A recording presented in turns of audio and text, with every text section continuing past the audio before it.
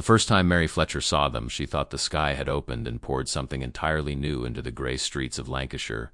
It was a Tuesday afternoon in May 1942, and she stood outside Woolworth's with her shopping basket pressed against her hip, watching as the lorries rolled through the town square. American soldiers.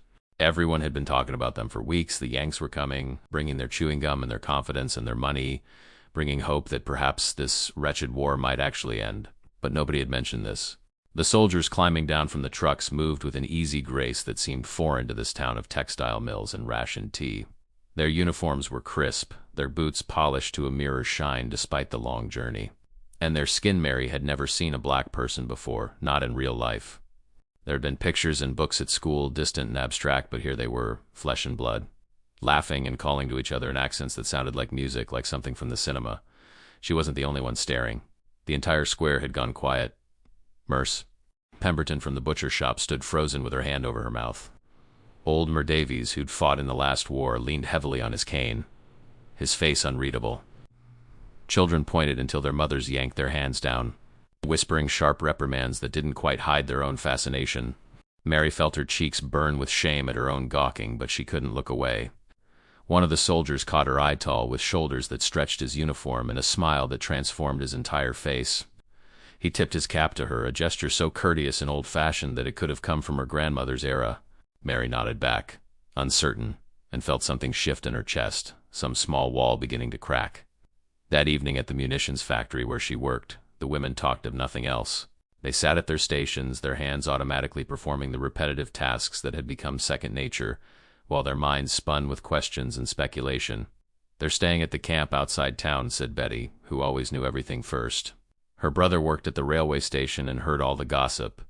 Hundreds of them, maybe thousands.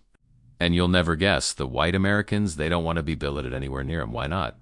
Mary asked, though something in her already suspected the answer. Betty lowered her voice, though the factory floor was so loud with machinery that no one beyond their small circle could hear. Apparently in America, they keep them separate. Colored people aren't allowed in the same restaurants, same schools, same anything. It's the law there. "That's mad," said Dorothy, a sturdy woman of 40 with 3 sons in the army. "They're all wearing the same uniform, aren't they? All fighting the same war. Try telling that to the white Yanks," Betty said darkly. "I heard they're already complaining to their officers, saying they won't go to pubs if the colored soldiers are allowed in." Mary thought of that smile, that tipped cap, and felt anger kindle somewhere beneath her ribs. She'd spent 3 years watching her town empty of men, watching them march away to fight and die for freedom, for civilization, for everything they'd been told was worth saving. And now here were more soldiers, come thousands of miles to help, and they were being treated like they were somehow less than human. "Well," she said quietly, "they can't tell us what to do in our own pubs, can they?" The question hung in the air, and Mary saw something shift in the faces of the women around her. A kind of defiance, perhaps. Or maybe just curiosity strong enough to overcome years of insular small-town life. The first dance was announced for that Friday at the Palais, the dance hall on Market Street where Mary and her friends spent every weekend they could afford. The Americans would be welcome, the notice said. All Americans. The words seemed deliberately chosen, though no one said so aloud. Mary spent an hour that Friday evening in front of her small mirror, pinning her hair with shaking hands.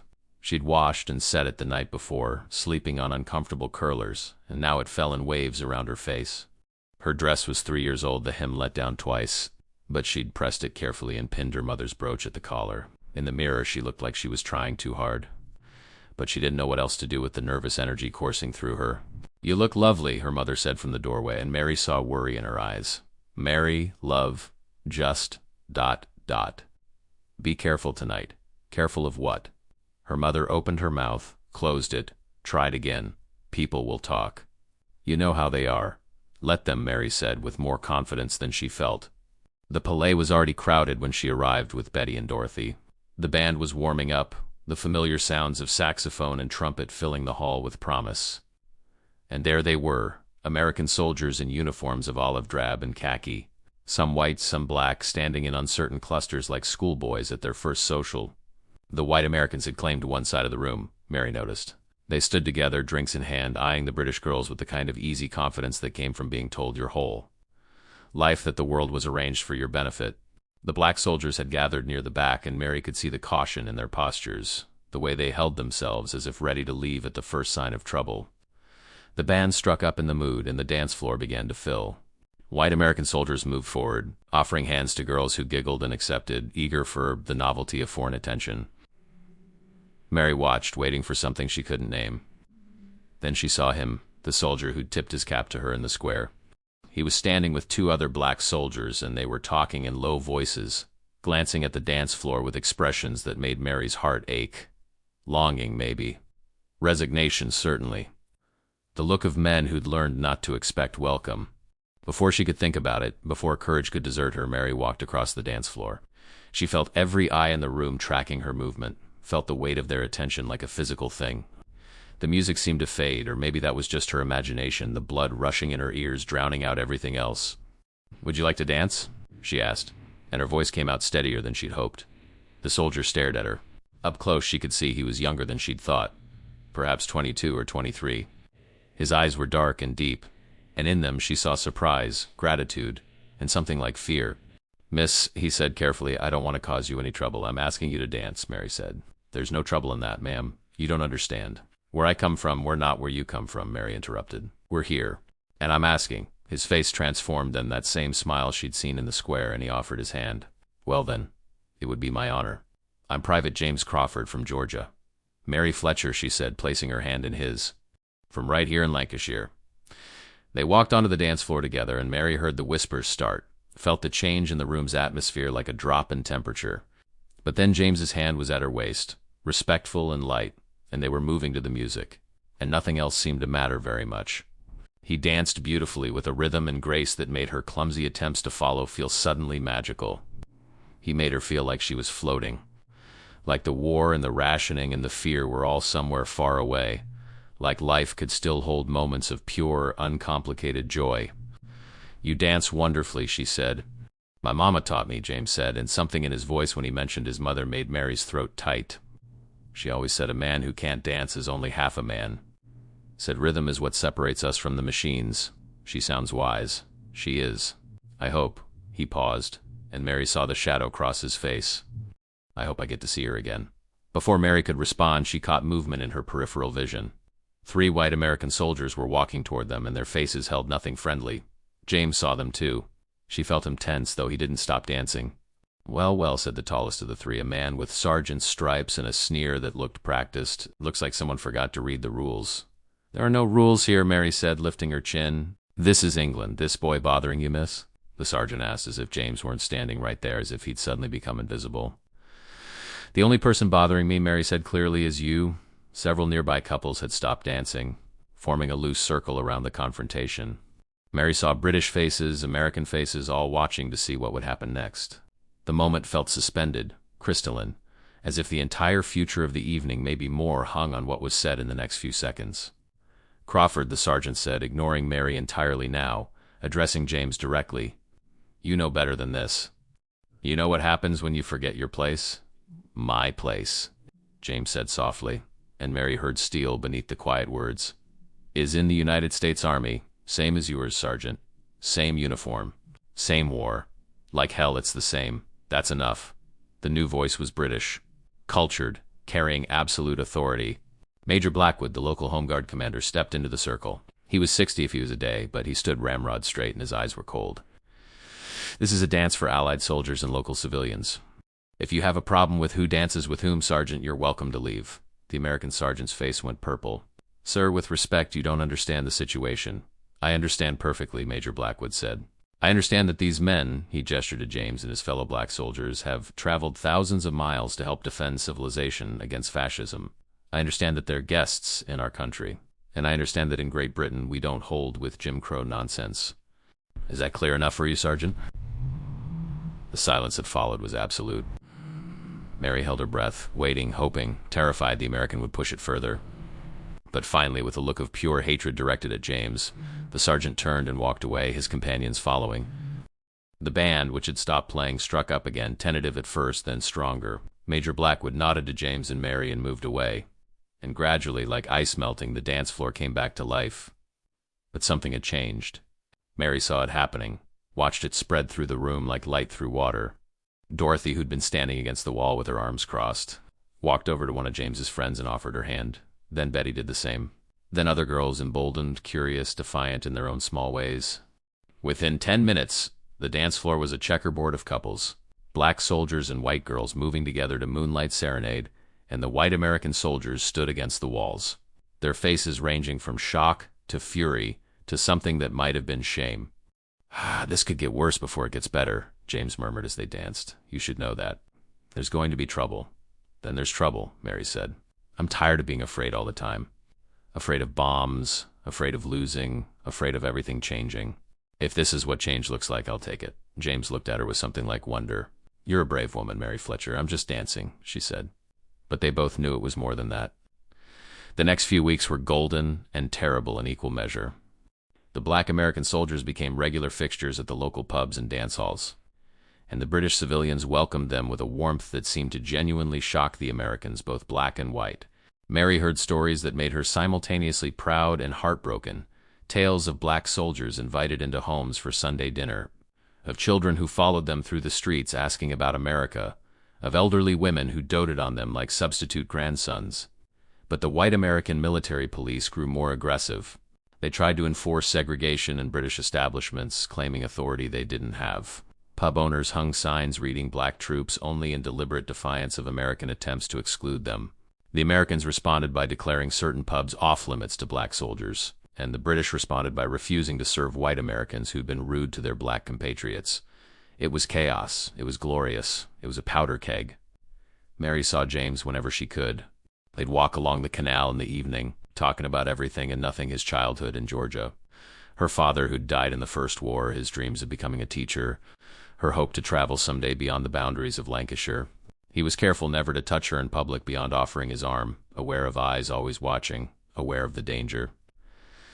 But sometimes in the twilight, he'd look at her in a way that made her feel seen and valued in a way she'd never experienced before. "What will happen after the war?" she asked him one evening in late June as they sat on a bench watching the sun set over the water.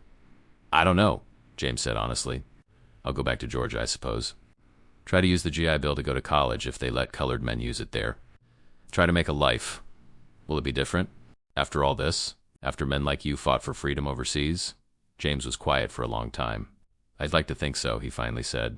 "But I've seen what happens to black soldiers who come home thinking they've earned equality. My uncle fought in the last war, came back to Georgia in his uniform, proud, thinking things might change. They lynched him for being uppity." His voice was flat, drained of emotion, as if the horror of it was too much to hold. "So I don't know, Mary, I hope. But hope's a dangerous thing where I come from." Mary reached for his hand then, propriety be damned, and held it tight. "I'm so sorry," she whispered. "Not your fault. Not your country's fault either. Britain's got its own problems, I know. But at least here, when a man looks at me, I can see them seeing a man, you know? Not just ... single quotes," he trailed off, shaking his head. "I never knew it could be different. That's the hard part. Now I know, and I'll have to go back to a place where it isn't." They sat in silence as darkness fell, and Mary felt the weight of injustice like a physical thing pressing down on both of them. She thought about the future, about the impossibility of it, about the ocean and the laws and the customs that would separate them when the war ended, if they even both survived. The breaking point came in August in the nearby town of Bamber Bridge. Mary heard about it the next day, the story coming in fragments and horror from multiple sources. A fight had broken out between white American MPs and black soldiers. Guns had been drawn. The British populace had sided with the black troops, some even arming them. Shots fired. Men wounded. One black soldier dead. The official reports were sanitized, but the truth spread through the community like wildfire. The white MPs had tried to arrest black soldiers for drinking in a pub. The locals had refused to allow it, and everything had exploded into violence. British civilians had literally stood between armed white MPs and black soldiers, choosing sides, choosing justice over military authority. James came to see Mary the evening after, and she barely recognized him. The light in his eyes had dimmed. He looked older, worn, as if something vital had been drained out of him. "They're transferring us," he said without preamble. "Moving the whole unit, trying to separate us from the white troops, keep the peace." "When?" Mary asked, though she already knew the answer would be soon. It always was. 3 days, maybe 4. She felt the tears come then, hot and furious. "It's not fair. None of this is fair." "No," James agreed. "It isn't.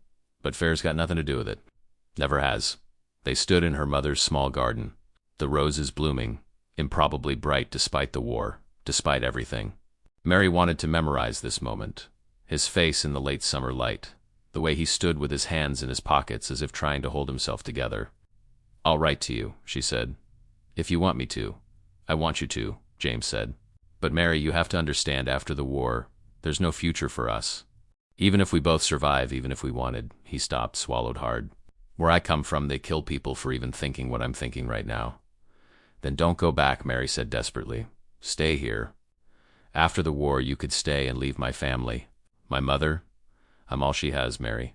My father's dead, my brother's in the Pacific. I can't abandon her, not even for—" He reached for her then, cupping her face in his hands with a tenderness that broke her heart. "Not even for this. For you." "I know," Mary whispered. "I know. I'm being selfish." "No," James said. "You're being human. And you've given me something I'll carry forever. You've shown me that it doesn't have to be the way it is. That somewhere in the world there are places where a man is just a man, where skin doesn't matter more than soul. I'll remember that when things get hard. I'll remember you." He kissed her then, soft and sweet and sad. And Mary tasted salt, his tears or hers, she couldn't tell. Around them the world continued its spinning. Indifferent to their small tragedy, one among millions being played out across the war-torn globe. The night before James's unit shipped out, the Palais held one final dance. Every black soldier in the area seemed to be there, and nearly every girl in town. The white American soldiers had been confined to base officially for training exercises, but everyone knew the real reason. Keep them separate. Prevent more violence. Maintain the peace through enforced division. The band played all the favorites. "We'll meet again as time goes by. I'll be seeing you." Songs about separation and longing, about love persisting across impossible distances. Mary danced every dance with James, and if people thought it improper, if they whispered about the girl who'd gotten too close to the American Negro soldier, she found she didn't care. Let them whisper. The world was ending and beginning all at once, and she was tired of living small. Near midnight, Major Blackwood stepped up to the microphone.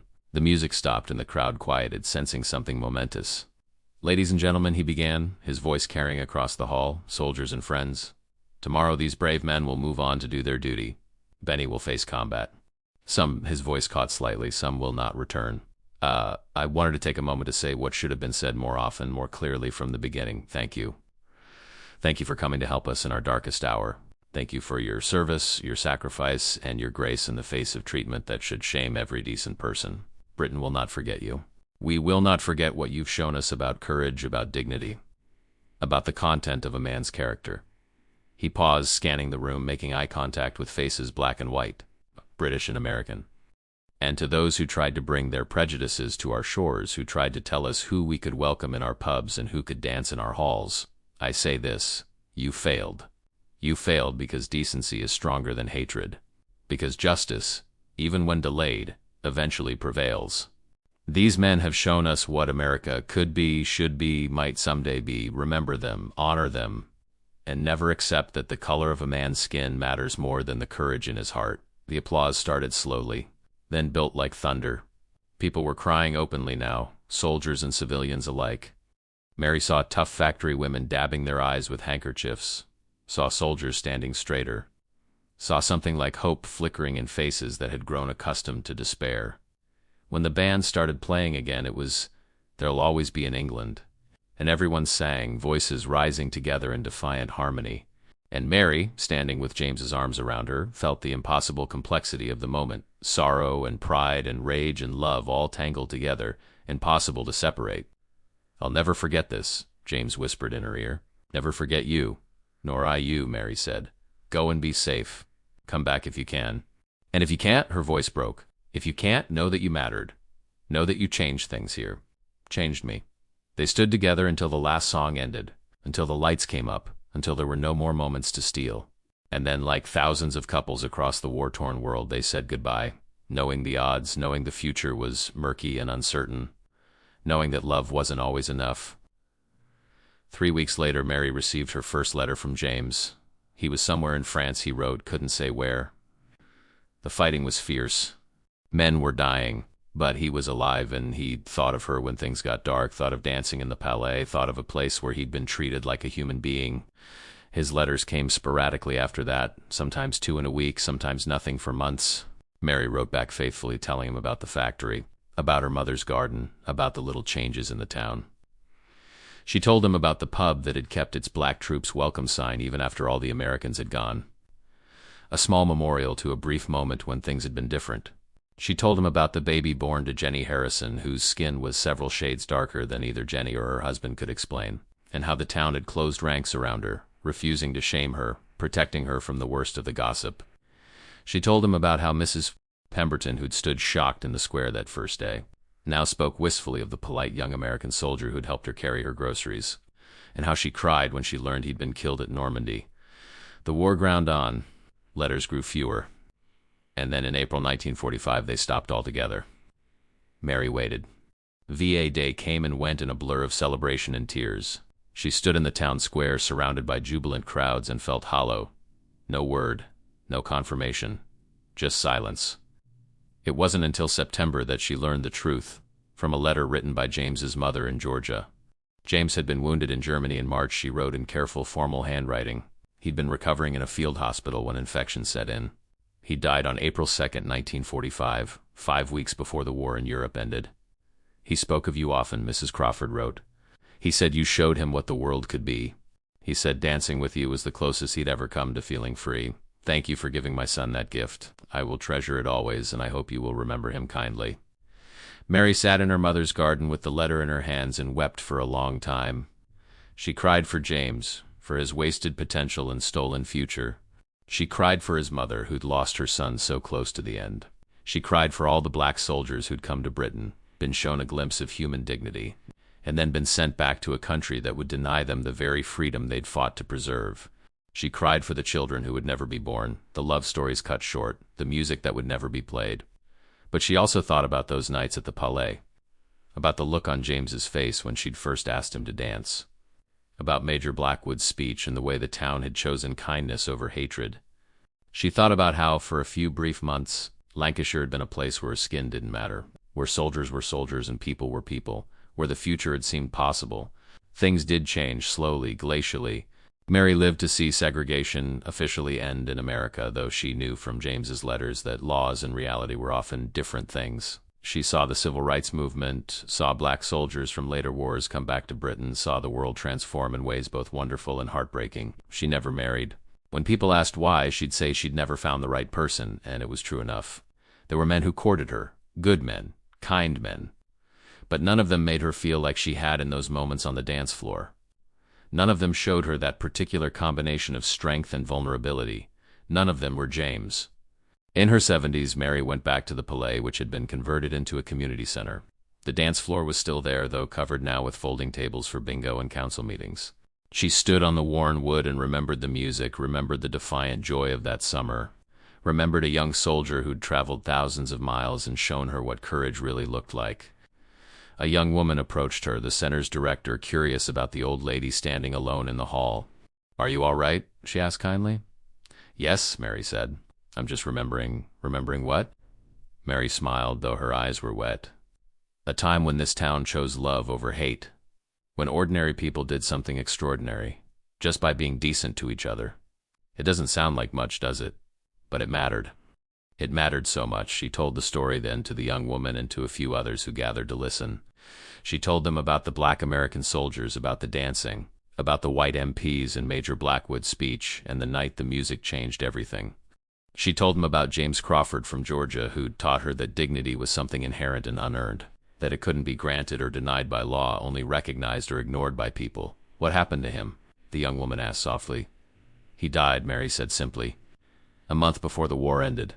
But before he did, he got to spend a summer in a place where he was treated like a human being. He got to dance and laugh and be young. And he showed all of us, everyone in this town, that the way things are isn't the way things have to be. That's worth something, isn't it?" "It's worth everything," the young woman said. Mary nodded, looking around the old hall one last time. In her mind's eye, she could still see them, all the soldiers in their pressed uniforms, the girls in their best dresses, the band playing and the lights spinning, and the future seeming bright and possible despite the war, despite everything. "Yes," she said quietly. "It is. It's worth everything." And somewhere in the music of memory, James Crawford smiled and offered his hand, and a young woman who'd never seen a black man before said yes to a dance, and in saying yes changed both of their lives forever. The world spun on, indifferent and vast, but in that small corner of Lancashire for those brief, shining moments, it had spun true. It had spun toward justice. And that, Mary thought, was enough to remember. It had to be enough. Because the alternative, that it had all meant nothing, that those moments of connection and defiance had been just fleeting aberrations in an inevitable march toward division, was too terrible to contemplate. So Mary chose to believe, as she had that first night asking a frightened soldier to dance, that small acts of courage mattered. That decency persisted. That love, even when cut short, left something beautiful in its wake. The music had long since stopped, but in the hearts of those who'd been there, danced and loved and chosen hope over fear, it played on. And as long as someone remembered, as long as the story was told, those black soldiers who'd come to Britain and found unexpected welcome remained alive, not just in history books, but in the continuing struggle for the world they'd briefly glimpsed, the world they'd shown was possible, a world where a man could dance without fear, a world worth fighting for, a world worth remembering.